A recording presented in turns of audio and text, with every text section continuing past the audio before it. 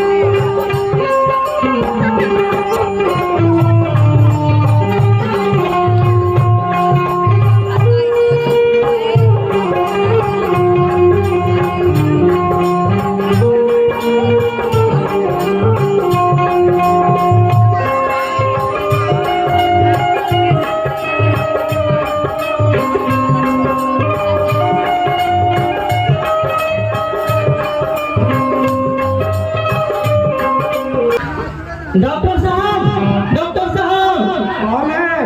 इधर आइए।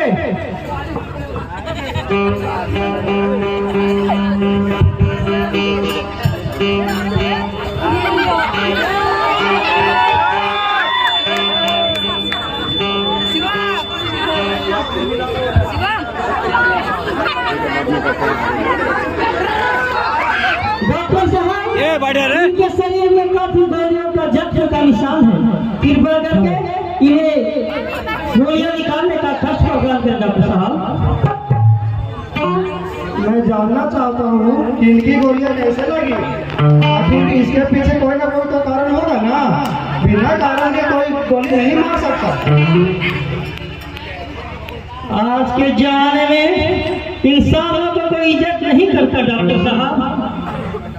डाका डालने वाले, इज्जत लूटने वाले, खून करने वाले को हमारा समाज उसे पुरस्कृत करता है।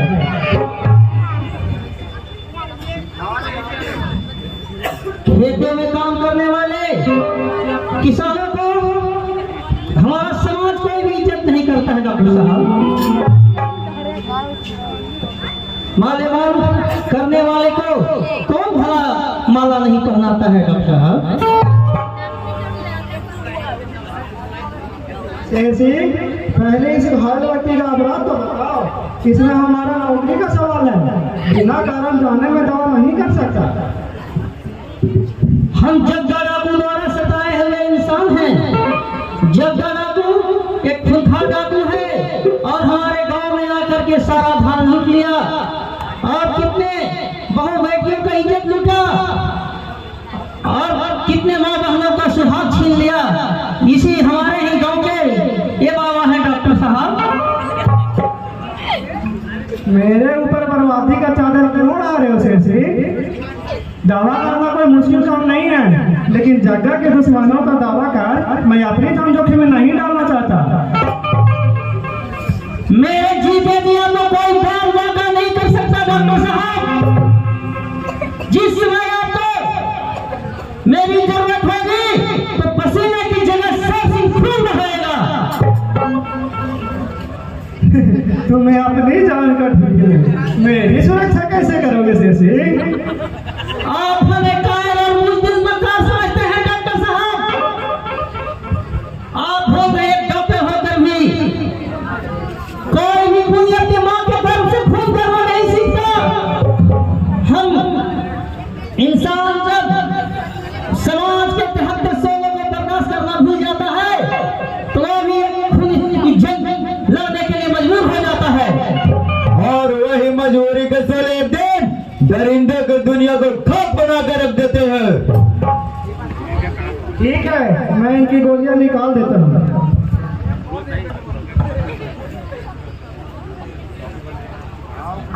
ऐसा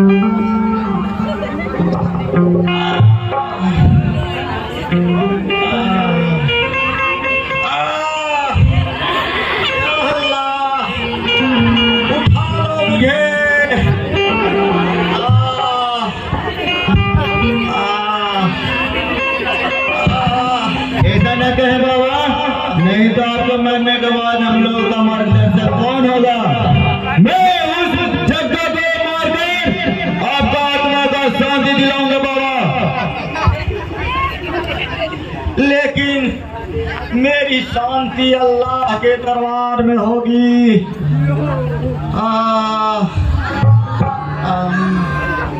आप ज्यादा न चीखे बाबा, नहीं तो जख्म और बढ़ सकता है। गोलियां निकाल चुकी है सुल्ताना, इन्हें ले जाओ और चैन की नींद सुला दो। लो, इसे सुबह सब खिला देना। बहुत बहुत धन्यवाद डॉक्टर साहब, बहुत बहुत धन्यवाद। अच्छा तो अब मैं चलता हूँ।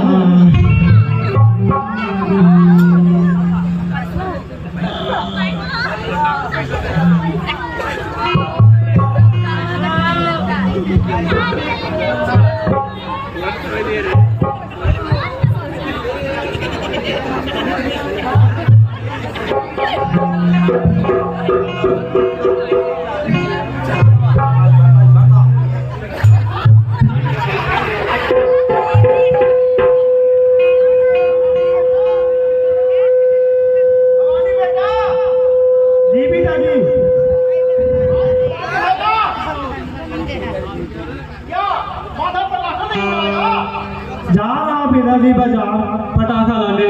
चल माधा।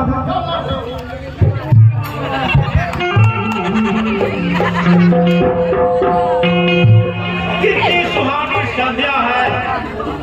आज के दिन ही श्री रामचंद्र भगवान 14 वर्ष का वनवास करके अपने घर लौटे थे और आज ही के दिन माँ घर में लक्ष्मी घर में वास करते हैं। मैं भी 14 वर्ष वनवास पूरा करके यहाँ आया हूँ। हमारे लिए दिमाग भी जो है साला।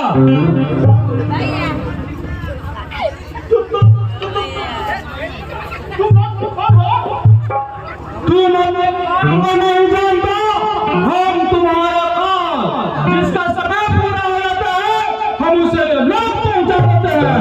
इन्हीं बंदूकों से ये लग जाने का रख खा लेंगे।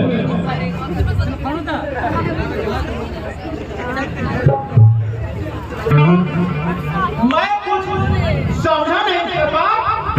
लगता है बुढ़ापे में तुम्हारी समझदारी कमजोर पड़ गई है।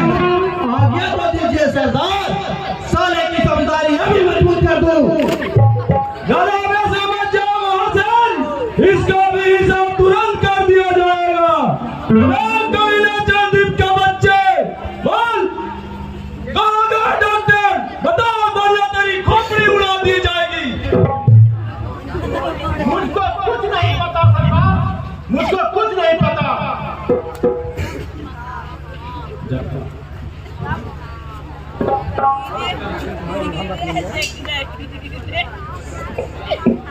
क्या इसे पता नहीं था कि अमजद मेरी जानी दुश्मन है और अमजद की दावा करने की सजा सिर्फ मौत है, मौत। बताओ कहाँ है डॉक्टर? मुझे मालूम नहीं सरकार, मुझे मालूम नहीं। तुझे सब कुछ मालूम है, बताओ डॉक्टर का पता बता। मुझे कुछ पता नहीं सरकार। कमीने तेरी खोपड़ी उड़ा दी जाएगी। शायद तुम्हें मालूम नहीं, कालिया के मार से अच्छे की लोग काफी आती है। इसे अभी मत मारो कालिया। अब आप उठे, बताओ तिजारी का चाय में कहाँ है? दीजिए सरकार, दीजिए सरकार।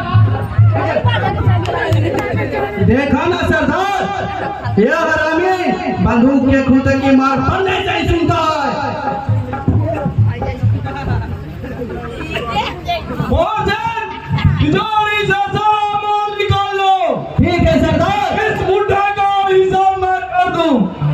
ठीक है सरदार, मैं अभी आता हूँ। मुझे मत मारना, मुझे मत मारना सरदार, मुझे मत मारना। अरे बुड्ढा, कहाँ डॉक्टर? हमको कुछ नहीं पता सरदार। तू सब कुछ जानता है। बुड्ढा अगर भी झूठ बोलता है साला, हमको मत मारना सरदार। मुझे अच्छी से तुझे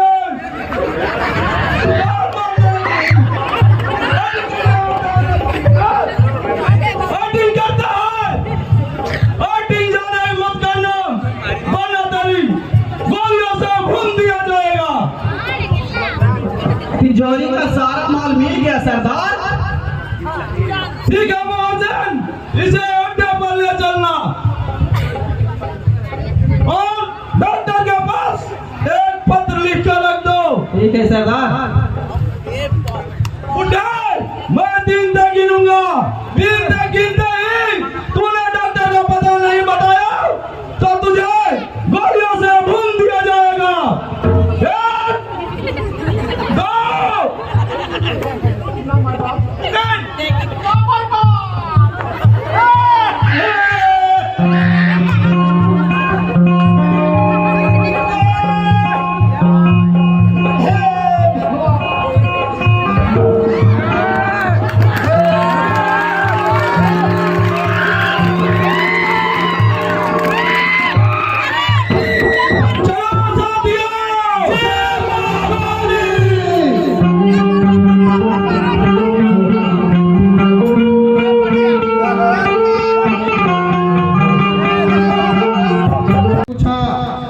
नहीं बताने के कारण उसे गोली मार दिया गया। एक दिन तुम्हें भी मार दिया जाएगा। तुम्हारा खून का प्यासा जग्गा, चंबल का बीर भवन। जग्गा सिंह